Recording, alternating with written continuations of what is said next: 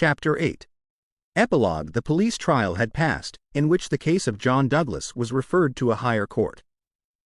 So had the quarter sessions, at which he was acquitted as having acted in self-defense. "Get him out of England at any cost," wrote Holmes to the wife. "There are forces here which may be more dangerous than those he has escaped. There is no safety for your husband in England." 2 months had gone by, and the case had to some extent passed from our minds. Then one morning there came an enigmatic note slipped into our letterbox. "Dear me, Mr. Holmes." "Dear me," said this singular epistle. There was neither superscription nor signature. I laughed at the quaint message, but Holmes showed unwonted seriousness. "Deviltry, Watson," he remarked, and sat long with a clouded brow. "Late last night Mrs. Hudson, our landlady, brought up a message that a gentleman wished to see Holmes, and that the matter was of the utmost importance." Close at the heels of his messenger came Cecil Barker, our friend of the moated manor house. His face was drawn and haggard. "I've had bad news, terrible news, Mr. Holmes," said he. "I feared as much," said Holmes. "You have not had a cable, have you?" "I have had a note from someone who has. It's poor Douglas.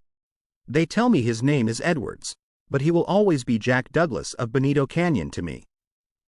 I told you that they started together for South Africa in the Palmyra 3 weeks ago." "Exactly. The ship reached Cape Town last night. I received this cable from Mrs. Douglas this morning. Jack has been lost overboard in gale off St. Helena. No one knows how accident occurred. Ivy Douglas." "Ha! It came like that, did it?" said Holmes, thoughtfully. "Well, I've no doubt it was well stage managed." "You mean that you think there was no accident?" "None in the world." "He was murdered?" "Surely." "So I think also. These infernal scorers, this cursed vindictive nest of criminals—" "No, no, my good sir," said Holmes. "There is a master hand here.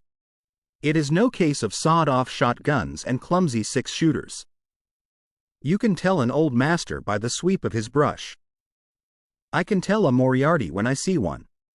This crime is from London, not from America. But for what motive? Because it is done by a man who cannot afford to fail, one whose whole unique position depends upon the fact that all he does must succeed.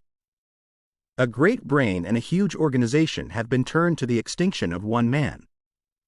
It is crushing the nut with the hammer, an absurd extravagance of energy, but the nut is very effectually crushed all the same. How came this man to have anything to do with it?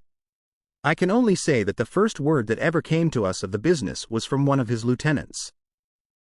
These Americans were well advised.